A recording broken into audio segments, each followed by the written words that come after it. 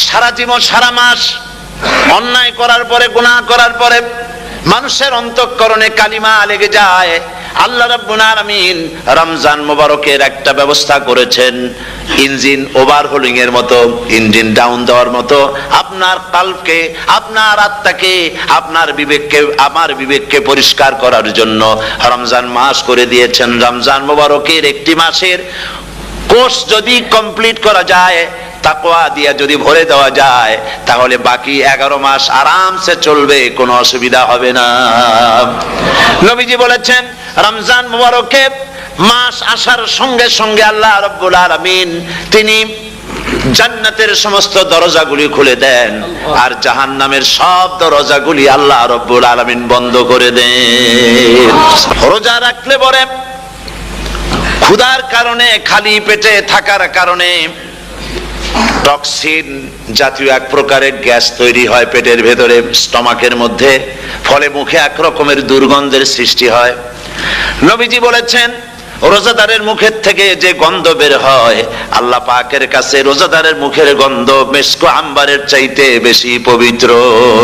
অন্তত 1500 বছর আগে আল্লাহ রাব্বুল আলামিন নির্দেশ করে রেখেছেন, সূর্য সাদা হওয়া থেকে, পূর্ব দিগন্ত সাদা হওয়া থেকে শুরু করে পশ্চিম দিগন্তে যখন কালো হয়ে কালো রেখা দেখা দেবে, যখন মাগরিব হয়ে যাবে, সূর্যাস্ত যাবে, ততক্ষণ পানাহার আর স্ত্রী সম্ভোগ থেকে বিরত থাকো। 1500 বছর আগের আল্লাহ রাব্বুল আলামিনের এই নোটিশ কিভাবে কার্যকরী হচ্ছে উম্মতের মধ্যে, মুসলমানদের ভেতরে। রমজান মুবারকের এত ফজিলত, মানুষ যখন কোন ইবাদত করে আল্লাহ পাক সেই ইবাদতের নেক আমলের সওয়াব 10 থেকে শুরু করে 700 পর্যন্ত বাড়ায় দেন। 10 থেকে শুরু করে 700 বাড়ায় দেন, ইল্লা সাওম, রোজা ছাড়া। নবীজি বলেছেন রমজান মুবারকে কেউ যদি একটি নফল কাজ আদায় করে, একটি নফল ইবাদত করে, অন্য মাসের একটি ফরজ আদায় করার সওয়াব আল্লাহ পাক নামায়ে আমলে দিয়ে দিবেন। রমজান মুবারকে কেউ যদি একটি ফরজ আদায় করে, অন্য মাসের 70টি ফরজ আদায় করার মতো সওয়াব আমল নামায়ে আল্লাহ দিয়ে দিবেন। আল্লাহ রাব্বুল আলামিন তিনি এই আয়াত দ্বারা বুঝাতে চান, এর ব্যাখ্যা হচ্ছে এই পৃথিবীর মানবতার কল্যাণের জন্য, এই পৃথিবীর মানুষের ভালাইয়ের জন্য, মঙ্গলের জন্য হাজার হাজার মাস ধরে এই পৃথিবীর মানুষের যে কল্যাণ হয় নাই, এই রমজান মুবারকে একটা রাত আছে যেই রাতে আল্লাহ রাব্বুল আলামিন মানবতার সেই কল্যাণ করেছেন। সে আল্লাহ রাব্বুল আলামিন আমাদেরকে শিখায় দিয়েছেন, শয়তানের ওয়াসওয়াসা থেকে আমার কাছে পানাহ চাও। আউযু বিল্লাহি মিনাশ শাইতানির রাজিম। যদি ভেতরে আল্লাহ পাকের ভয় থাকে, রব্বুল আলামিন আমাকে দেখছেন, তিনি আমাকে শুনতেছেন, এই ভয় যদি অন্তঃকরণের ভিতরে থাকে, তাহলে এই লোকটি কোনো গুনাহের কাজ করতে পারবে না, মিথ্যা বলতে পারবে না, ওজনে কম দিতে পারবে না, খাদ্যে ভেজাল দিতে পারবে না, শয়তানি বদমাশি করতে পারবে না। আর যদি এই জিনিসটির অভাব থাকে, যদি তাকওয়া না থাকে, তাহলে সমস্ত অন্যায় কাজ সে করতে পারবে। এই জন্য আল্লাহ রাব্বুল আলামিন বলেন রোজা এই জন্য দান করেছে, যাতে করে রোজার মাস এই জন্য দিলাম লাআল্লাকুম তাত্তাকুন, তোমাদের ভিতরে তাকওয়ার সৃষ্টি হয়।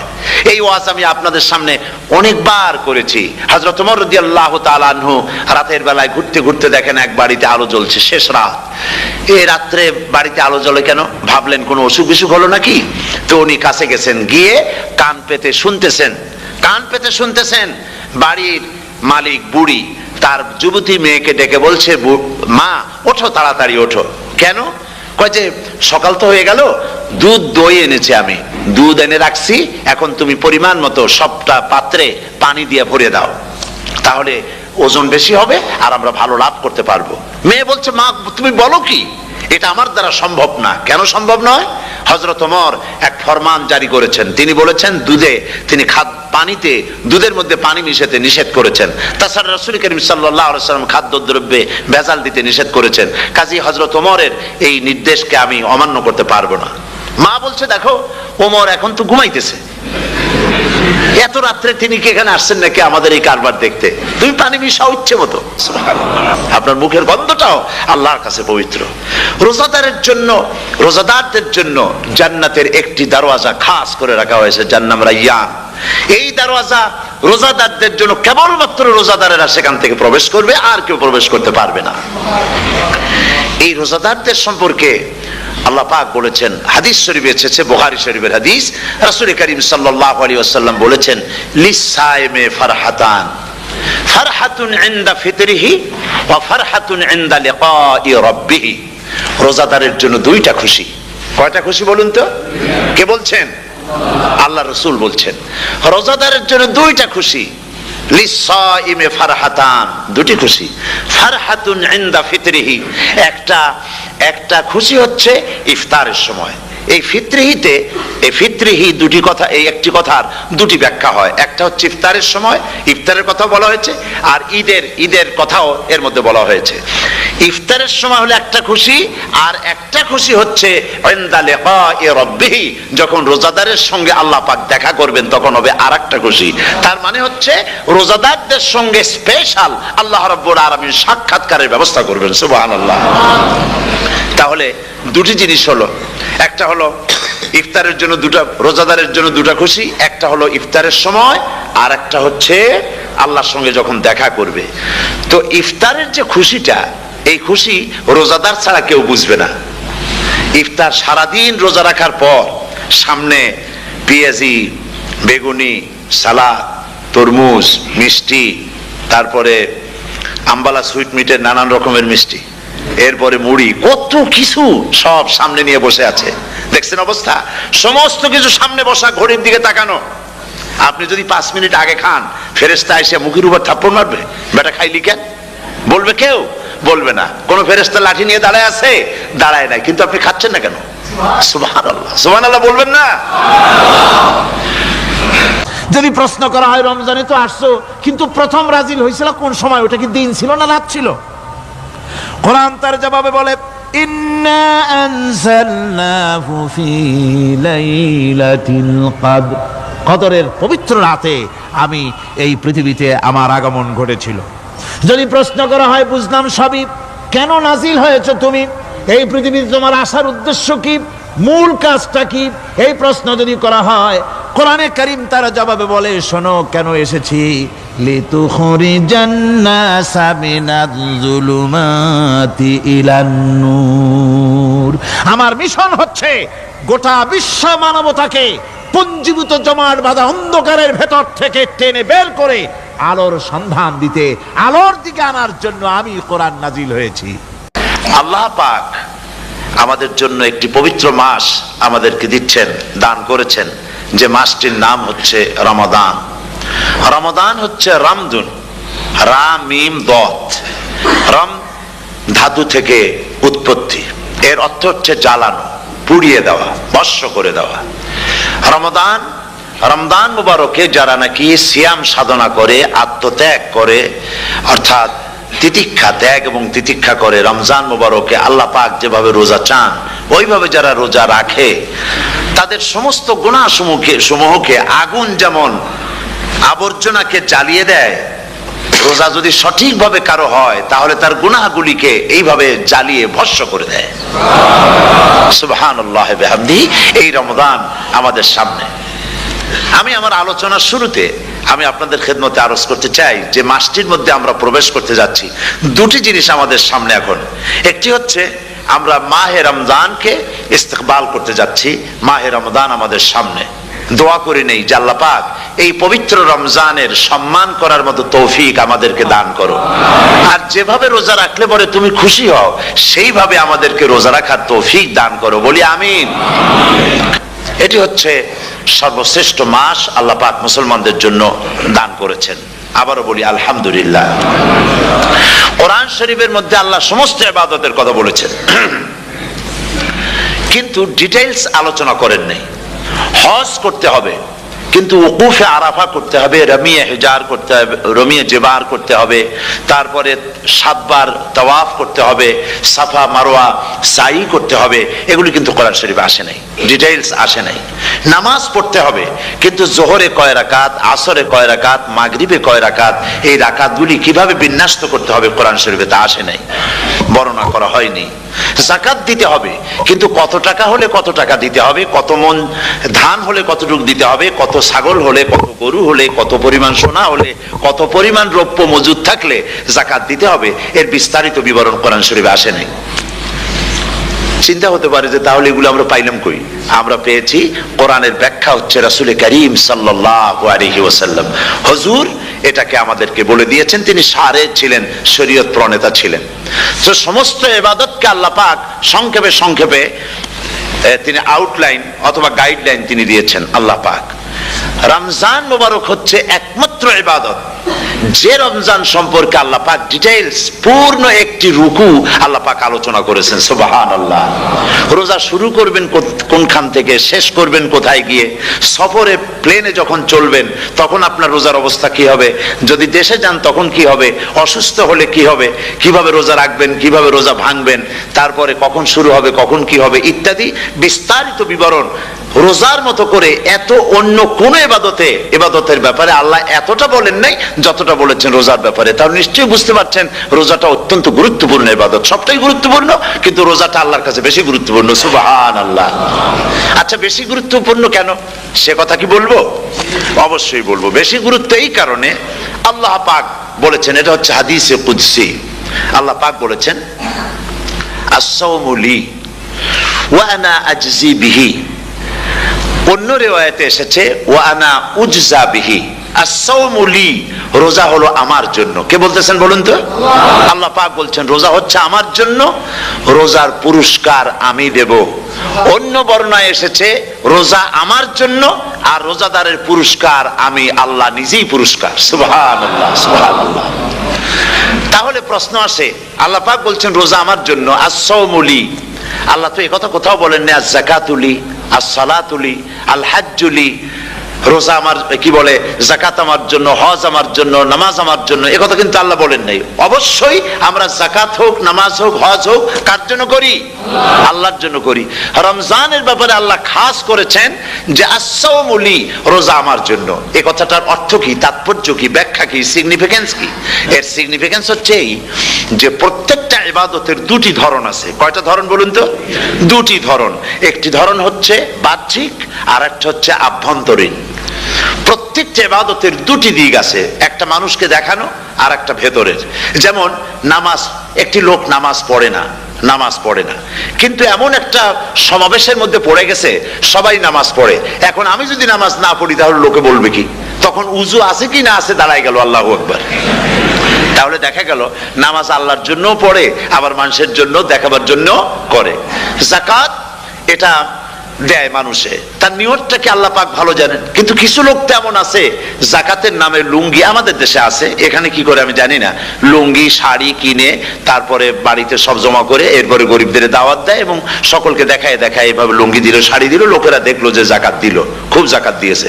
কোরবানির ব্যাপারে এভাবে বিরাট একটা গরু কিনলো, কিনে মানুষকে দেখাইলো। চট্টগ্রামে আছে সবচেয়ে বড় দামের গরু একটা কিনে গরুর গলায় মালা একটা পরাইয়া তারপরে শহর ঘুরায়। এখন অবশ্য এটা কমে গেছে আগের থেকে অনেক। মানুষ দেখুক যে অমুকে এই গরুটা কোরবানি করেছে। এটা কি কোরবানির জন্য হলো না মানুষকে দেখাবার জন্য হলো? হজ, টাকা আছে, লোকেরা বলবো কি যে এত টাকার মালিক তাও হজে যায় না, সুতরাং যাই একটু হজ করে আসি। তাহলে হজ করা গেল, আবার মানুষকে দেখাবার জন্য করলো। দুটি জিনিস আছে। কিন্তু একমাত্র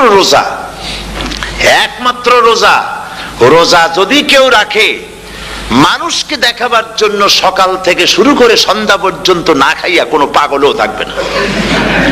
বলেন আপনারা ঠিক কিনা? সে তো মানুষকে দেখাবার জন্য দাঁত পরিষ্কার করে নিল আর দুপুরে ভাত খাই নিল, বউতেও টের পাইল না। পারবে কিনা? পারবে। টয়লেটে গিয়ে খাই নিল ভালো করে, কোন একটা আড়াল জায়গা নিয়ে খেয়ে গেল, বাচ্চাও দেখলো না, বউতেও দেখলো না, খেয়ে নিল। তাহলে সে তো রোজা রাখলো না। আল্লাহ পাক বলছেন আস-সাওমু লি, রোজা হচ্ছে আমার জন্য। যে রোজা রাখে আমার জন্যই রাখে, মানুষকে দেখাবার জন্য সারাদিন না খেয়ে থাকার কোনো প্রশ্নই ওঠে না। সুবহানাল্লাহ। সুতরাং রোজা যে রাখলো সে আমার জন্যই রাখলো, ওয়া আনা আজজি বিহি, রোজার পুরস্কার আমি আমার হাত দিয়ে দেব, সুবহানাল্লাহ, আমার হাত দিয়ে দেব। ম্যানেজার যদি বলে এই কাজগুলি করলে পরে বেতন, নির্ধারিত বেতন পাবা, আর এইটা যদি করো তাহলে বেতনটা আমি দেবো আমার হাত দিয়া, তাহলে এমপ্লয় যারা তারা বুঝতেই পারবে যে মালিক যখন নিজেই দেবে তাহলে ম্যানেজারের মতো দেবে না, মালিক মালিকের মতোই বড় করে দেবে। তো আল্লাহ পাক ফেরেশতাদের কাছে এটা রাখেন নাই, সব নেকি তোমরা লেখো গিয়া, আর রোজার সওয়াব আমার হাত দিয়ে আমি দেব, সুবহানাল্লাহ। এরপরে আল্লাহ পাক বলছেন, অন্য রেওয়ায়েতে এসেছে রোজা আমার জন্য, আর রোজাদারের পুরস্কার আর কিচ্ছু না, রোজাদারের পুরস্কার আমি আল্লাহ নিজেই পুরস্কার হয়ে যাব, সুবহানাল্লাহ বিহামদিহি। হাদিস শরীফে এসেছে,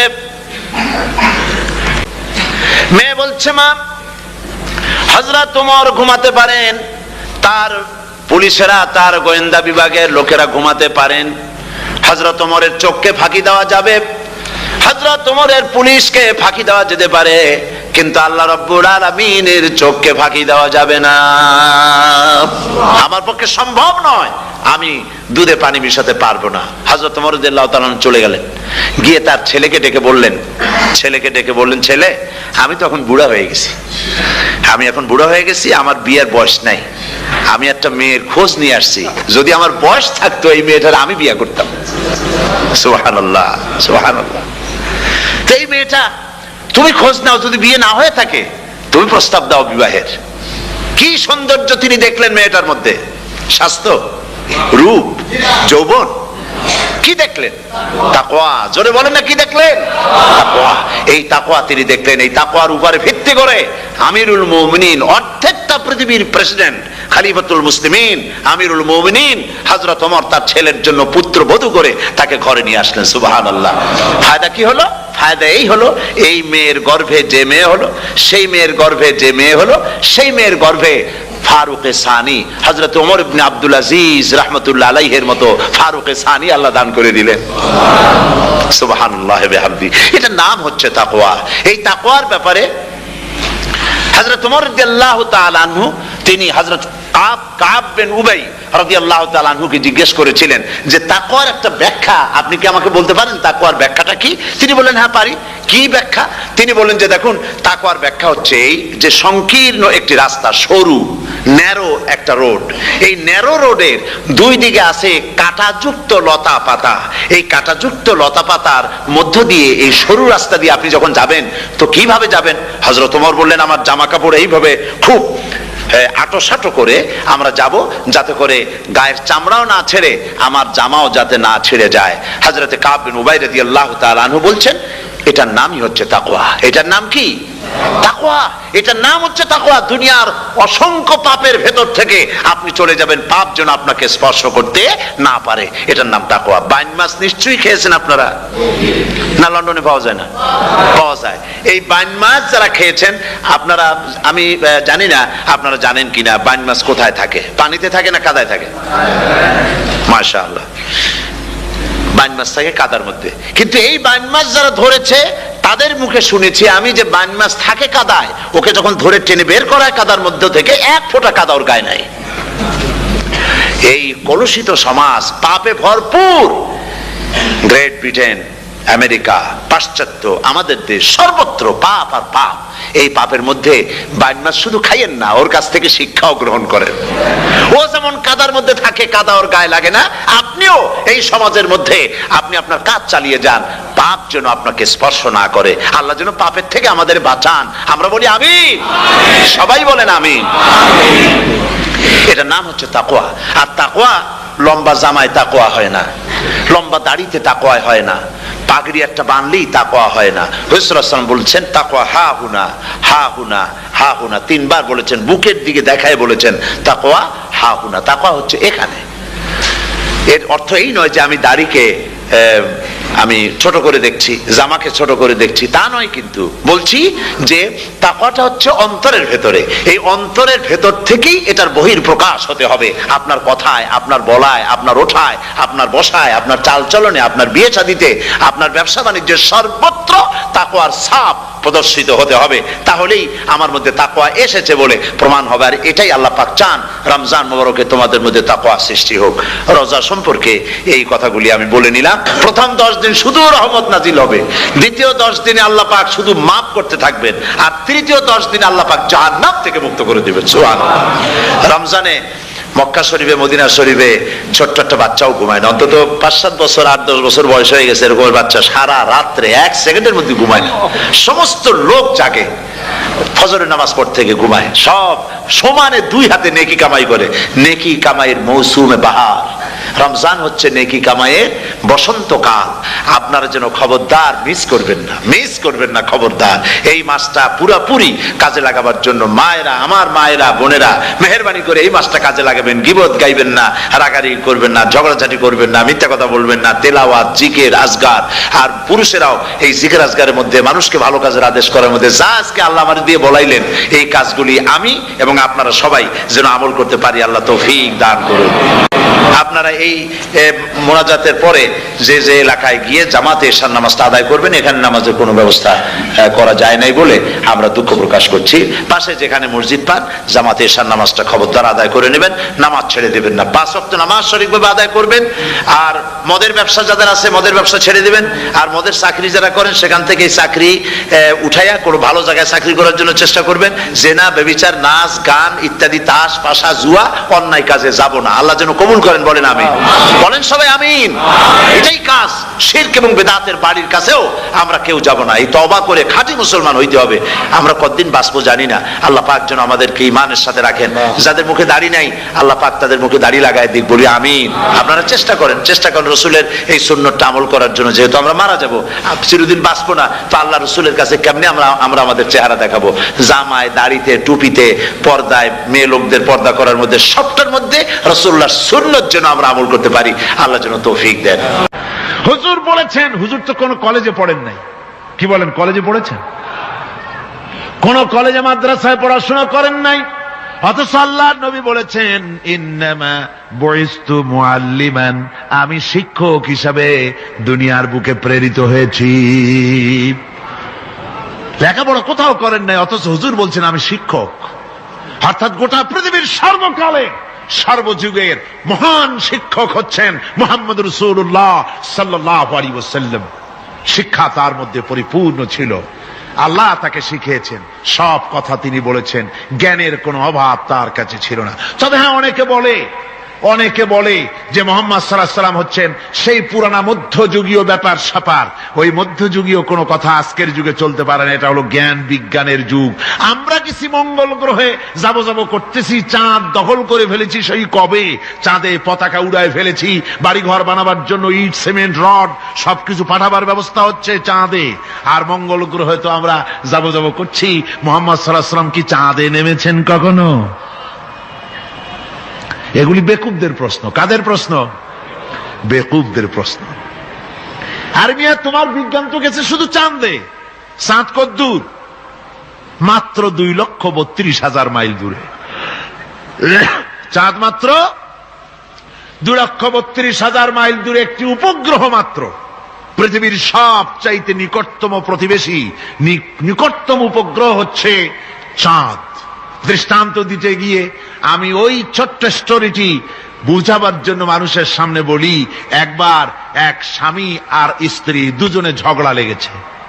স্বামী স্ত্রীর ঝগড়ায় বেচারা স্বামী দুর্বল হয়ে গেছে, স্বামীর স্ত্রীর সামনে আর পেরে উঠছে না পারিয়া শেষ পর্যন্ত বলল, ঠিক আছে, তোমার মতো দাজ্জাল মার্কা বউর সাথে আমি আর থাকবো না, আমি চললাম, আমি এবার বিদেশেই চলে যাব, দেশেই থাকবো না। স্ত্রী কিছু বলতেছে না। স্বামী দেখে যে সন্ধ্যা পর্যন্ত স্ত্রী তাকে সাধেও না। মহা সমস্যা। বলেও বেচারা মুসিবতে পড়েছে, প্রেস্টিজ কনসার্ন হয়েছে, ইজ্জতের ব্যাপার। শেষ পর্যন্ত জায়নামাজ, বালিশ টালিশ পেঁচাইয়া বিদেশের উদ্দেশ্যে নিজেকে তৈরি করে বারান্দায় নেমে বলল যে মাগরিবের রক্ত যখন হয়েই গেল, মাগরিবটা পড়ে নেই।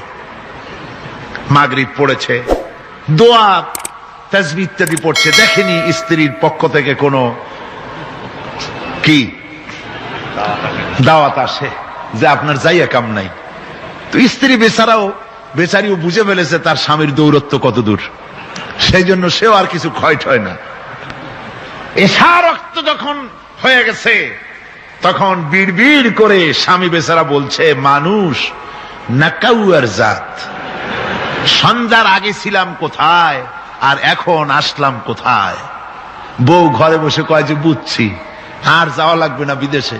ঘরের থেকে বারান্দায় নামি তুমি বলো মানুষ না কাউয়ের জাত, সন্ধ্যায় ছিলা কোথায় এখন নামছো কোথায়। তোমার আর বিদেশে যায় কাম নাই, তুমি ঘরে এসে মশারির মধ্যে ঢোকো। বুঝলেন?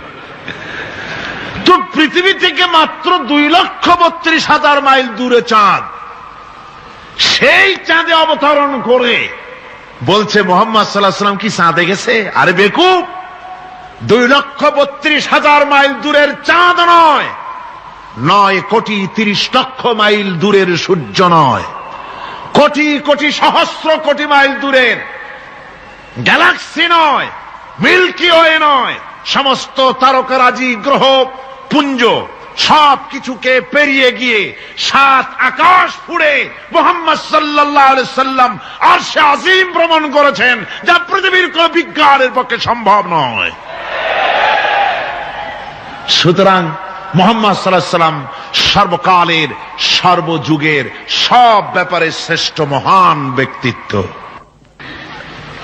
এরপরে আল্লাহ রাব্বুল আলামিন বলছেন,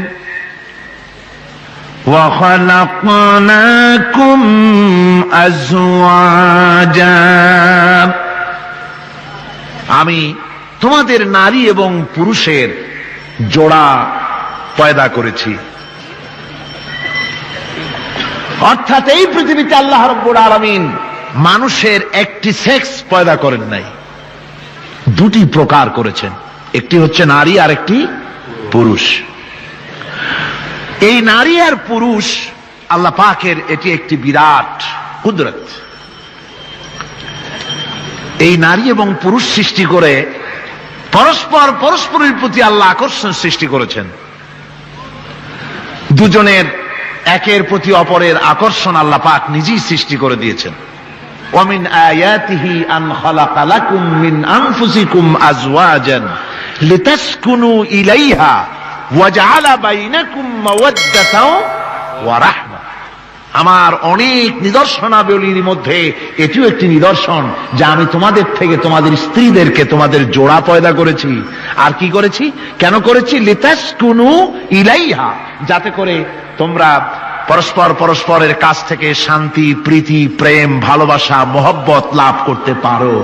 এটা আমার নিদর্শন একটি। কিরকম নিদর্শন?